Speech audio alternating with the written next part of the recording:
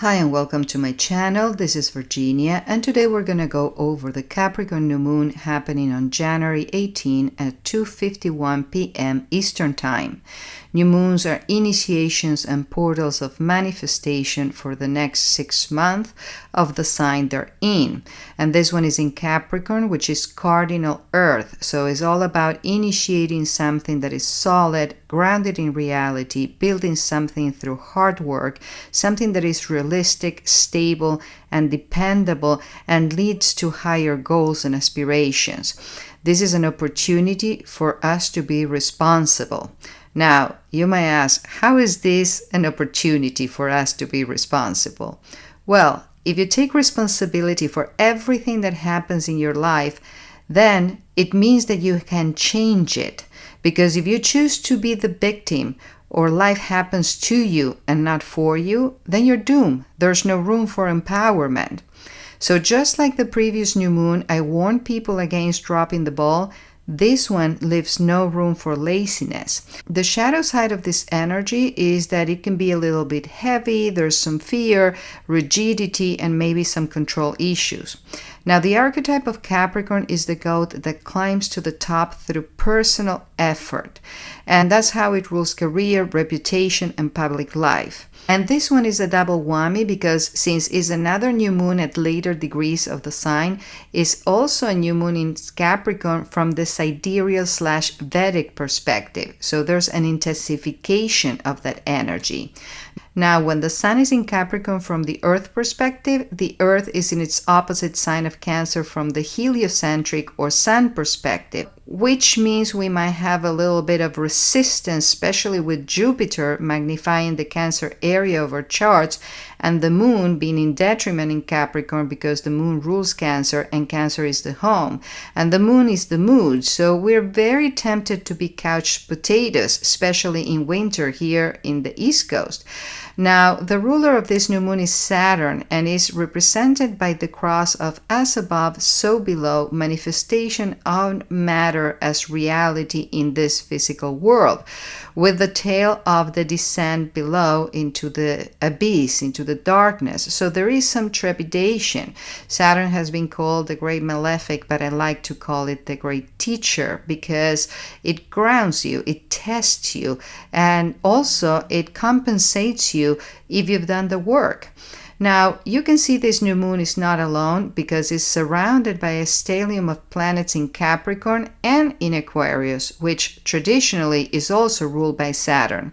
And there's a lot of Saturnian energy, and thank God Saturn is aspecting this new moon with a beneficial sextile. And sextiles are opportunities, but this configuration also requires from your collaboration. You need to get the bat out of the couch and open that door. It's a case where readiness meets opportunity. And all these personal planets are supporting this new moon. And recently we had Cassimi. We actually had a triple Cassimi. So Cassimi is when a planet meets with the sun, pretty much like a new moon, but another planet. And we had a triple Cassimi of the cosmic lovers, Mars and Venus, with the sun. So if a new moon is the sun and the moon, the male and the female principle shedding a seed for manifestation, imagine the cosmic lovers, Mars and Venus, which is very rare, that they would meet together at the same time with the sun. This amplifies any possibilities for manifestation. But at the moment, these planets are what we call combust, which means outshined by the rays of the sun and kind of blinded, so we cannot yet see where we are heading. I expect this configuration to have brought some gifts, even if we cannot see them yet. And since we're heading to eclipse season and the Saturn-Neptune conjunction next month, this will reveal how things are to play out for the rest of the year. So breaking down the aspects, the sextile with Saturn helps to build structures that stand the test of time. And since Saturn is with Neptune, is daring us to dream big. The new moon is conjunct Mercury, bringing conversations and good news, and it will be Cassimi on the 20 at 0 degree Aquarius, which is the community, so it's great for networking.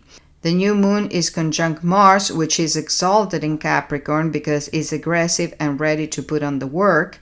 And Mercury is at the midpoint of the new moon and Mars, helping with negotiations and interventions. The new moon is also conjunct Venus in Aquarius, bringing the goods from the contacts and our support system. And it's also at the midpoint between the new moon and Pluto, bringing diplomacy to possible power struggles.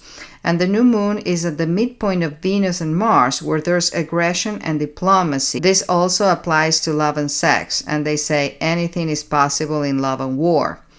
Now, all of these planets are in a loose opposition with Jupiter that has been offering resistance, but they're separating, so we're leaving the resistance behind.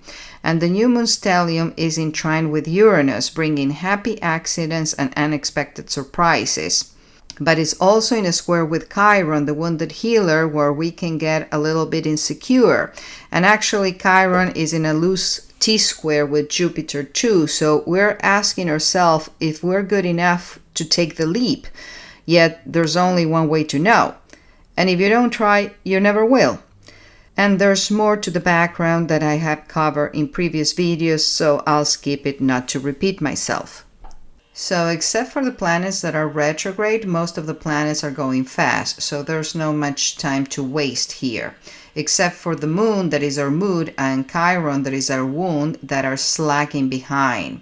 The overall score of this moon is 8, so it's a positive new moon. Saturn is at the lead with 5 points, helping us do the work and build structures and support systems.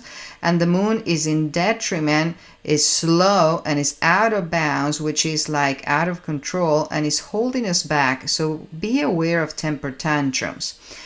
This new moon is in the third decan of Capricorn, that is ruled by Mercury, the messenger, and is at 28 degrees, which is a Cancer degree. So there's a protective element with feminine receptive qualities of intuition, and is at 43 minutes, net number 7, which is a spiritual degree. So this corresponds to our mission in the world. And we round it to 29 degree, which is a critical degree, implying some degree of urgency for the Sabian symbol. And the Sabian symbol for 29 degree Capricorn is represented by a woman reading tea leaves. So symbolically, it speaks of seeing or recognizing patterns within chaos, trying to find symbolic meaning in everyday life. So pay attention to the signs and trust that there's a hidden order beneath what it seems accidental. And hey, astrology, the proof is in the pudding. And it's about balancing the Capricorn logic with intuition as not to sacrifice one part of ourselves in the process. The corresponding card for the decan of the new moon is the Fourth of Pentacles, which is the Lord of earthly power. And this speaks of material consolidation, control, stability, the power that comes with structure and resources. And the shadow side is becoming too rigid or possessive with what you own and what you build.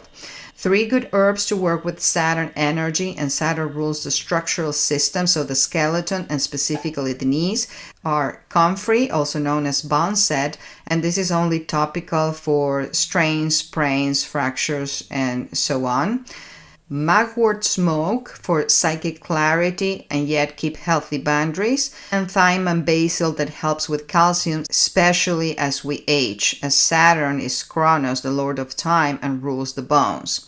And 3 good crystals to work with this energy are blackstone, Saturn is black, hematite that helps with structure and discipline, black tourmaline that is a protective shield, and onyx for endurance and responsibility. And for the US, this new moon falls in the second house of money, resources, and values. So this is a financial new moon, and is conjunct the US Pluto, the death, rebirth, power, and money planet of transformation. And we just survived the Pluto return, but we're heading towards the south node of things going down. So everything that is going on has to do with keeping the economy afloat. The new moon is opposed to U.S. Mercury, which speaks of contracts, trade wars, conflict in information, and is in the 8th house of investments. And even though the markets are not bearish, the sentiment is not bullish. So we're sensing something. Now Venus, that is ruler of money, also with the new moon, and Pluto is using money as leverage, like tariffs and trade wars, which are to offset kinetic wars. And in the sign of Aquarius has to do with tech, and we recently went from the SWIFT system to the ISO 20022, which is the blockchain technology for institutional transactions. Mars is also in the 2nd house, but in Capricorn, and is about financial warfare. It's all about maintaining the hegemony against the BRICS countries. We haven't lived in a world where the US is not the main potency or the dollar the main currency, but power is shifting to the east. Jupiter on the US Mercury by orb on the 8th house keeps magnifying information, especially about scandals, sexuality, and other people's money. You have to understand that the Epstein list was really a CIA list, and Epstein was an asset in charge of control files, which is a system of blackmail which power relies on its secrecy and is being leveraged too. So I don't expect them to volunteer this information, but it will sip up. Now, Jupiter retrograde in the 8th house of shared resources is showing up in some banks by charging fees on large withdrawals, which will affect sell too. So consult with your bank. As I mentioned last year, Jupiter was benefiting silver and silver-like metals like platinum because it's in Cancer, and Cancer is ruled by the moon, which rules silver. And since it has gone up 150%, and it will continue to climb since the BIF, which is like the Bank of Banks, is imposing regulations where they require banks to be backed by metals. And Jupiter will benefit gold as of the 2nd half of the year for a year.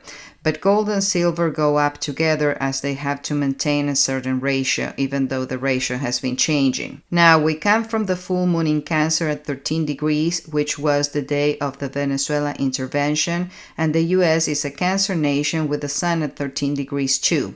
And as I previously explained how this Saturn-Neptune conjunction was playing out in the 3rd house of neighbors in the US chart, this conjunction already happened from the heliocentric perspective, and to make a quick review, Saturn is engineering and ships, and Neptune is drugs, but also gas and oil, and Pisces is waters, and the 3rd house is neighbors, which in a country is countries from the same continent. Neptune is also the media and gaslighting. So as I mentioned, this was not just about drugs, and it was recently admitted. And it happened on a Saturn day where the markets are closed. Now Saturn is also mining, and it happened during the full moon in Cancer, and Cancer rules silver. And this fell on the 7th house of allies and public enemies for the US. And before we intervened Venezuela, China took Venezuelan silver, possibly as part of the deal of joining the BRICS. So we might not need Venezuelan oil, but China does. And because Venezuelan oil is very thick, it's often mixed with Iranian oil, and we see what's going on in Iran. When we intervened the tunnels, it was also on a Saturn day. Now, without this oil, China might not be able to invade Taiwan. So now you have a bigger picture. What else is Saturn and Neptune? Well, Saturn is engineering and Neptune is waves, and the intervention in Venezuela was done using sonic weapons. And Saturn and Neptune are going to conjunct at 0-degree Aries, which rules the head. And the sonic weapons cause soldiers to bleed from their noses. So you can see how this energy is manifesting already. And I can make a lot more cases about the Saturn-Neptune conjunction and how it's been manifesting until now. As I mentioned, Saturn is engineering and Neptune rules water and weather, and in areas it can be weaponized, like Operation Popeye, where a cover operation used cloud seeding to extend the monsoon season in Vietnam to delay military supplies to the region. And yes, this technology exists and is not new. In the 60s, we signed an agreement with Russia not to use these on each other, but there's nothing signed against using it for land grab in areas where they're planning 15-minute cities. But I let you do your research on your own. Now, not everything is negative. The paradox of this year is that it looks better for the individuals than for the collective. The reason is that systems are breaking down for new systems to emerge. And we are at a turning point between utopia and dystopia. And depends on people's awakening, and the more we resist, the more challenging it will be. We need to awaken to the Hegelian dialectic and illusion of choosing, where both wings belong to the same bird, because both parties are compromised and so their donors. And the elite's unofficial leaders, those that we don't hire nor fire, remain in power through thick and thin. And they call the puppets in chief the transients. And they also own the corporations that own all mainstream media and the control opposition. And that's how they shape public opinion. That's why I call mainstream media the weapons of mass distraction, if you're old enough to remember. What is interesting is that it's Gen Z the one that is overthrowing governments around the world, from Bangladesh to Nepal, Peru, Madagascar, and Indonesia. So what else can we expect from the Saturn-Neptune conjunction? Well, given the state of the world and the presence of 3i Atlas, I think we're being monitored. But this is not just about nukes, as nukes are obsolete.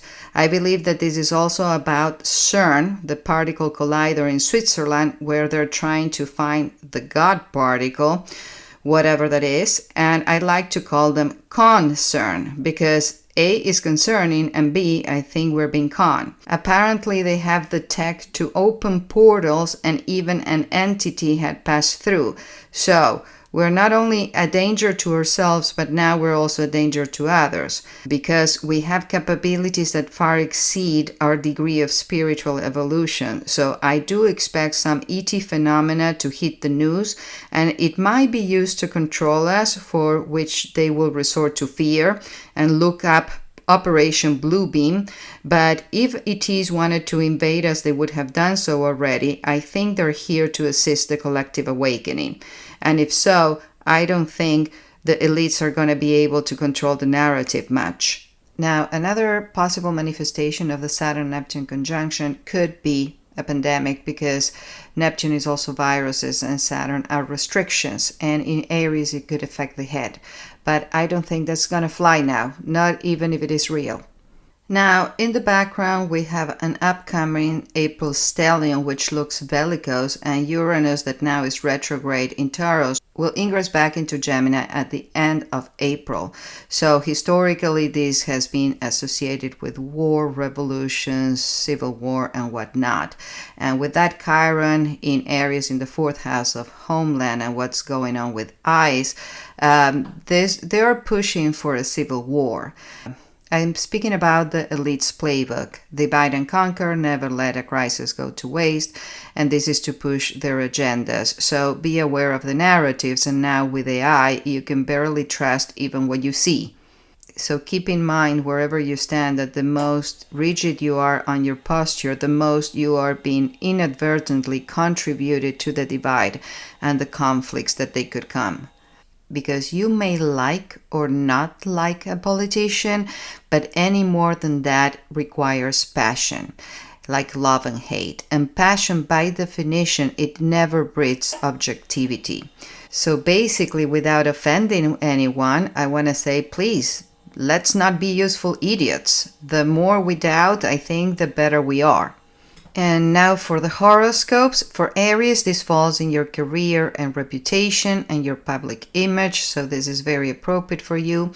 For Taurus, this falls in your higher education, foreign affairs like foreign travel, belief system, and expansion. This is more like being going from being a big fish in a small pond to daring to be a small fish in a bigger pond.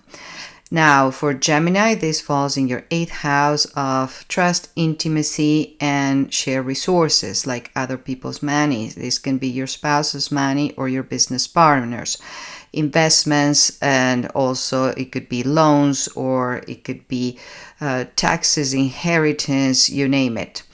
For Cancer, this falls in your partners and significant others area. Is also the area of legal matters and public enemies. So there is a new beginning regarding any of the above. For Leo, this falls in your 6th house of work, routine, health, service, and pets. So anywhere from a new diet to a new exercise regime to getting a new pet. For Virgo, this falls in your 5th house of joy, fun, and creativity. So these are new creative projects. It's also the house of recreation and procreation. So anywhere from a new fling to a new baby.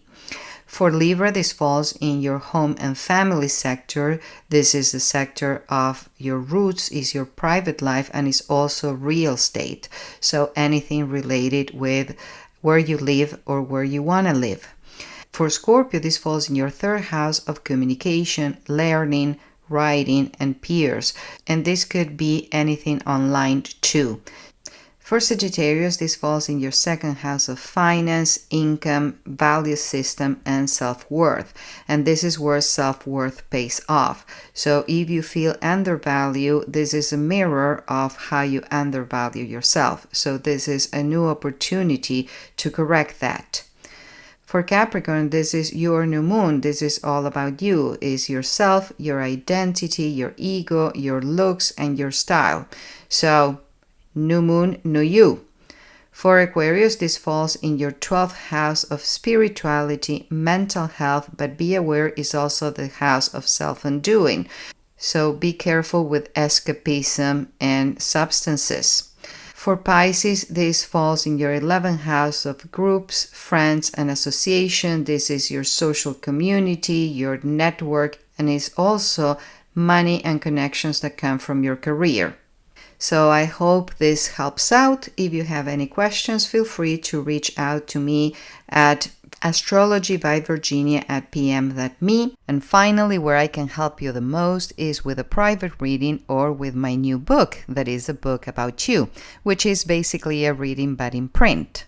Here will go your name, your natal chart, the table of contents, an introduction, my bio, your natal chart, 10 pages with all information about you that is worth it for a lifetime, your numerology, then your lunar progressions, that is like a chapter in your life, and then we have horoscope, 1 month per page and 1 week per paragraph, and this is worth it for a long year. And then you have other offers of my readings, my contact information, website, and social media. And that's it, folks. Contact me for your copy. And if you want a book for you, please allow for a month production between writing the book, sending it to print, and delivery. And I accept payment through PayPal to friends of family and Zelle. And all the information is in astrologybyvirginia.com. And please send me your full name as you use today, your date of birth with place of birth, and if you have time of birth too, and delivery address. And with that, I will leave you for now. It takes me a while to make these videos and just a sec to like, and it makes a world of a difference. So please, please, please like, share, subscribe, hit the bell for notifications. Thank you for your time, and remember, I will never reach out to you, so be aware of scammers. See you in the next one. Namaste.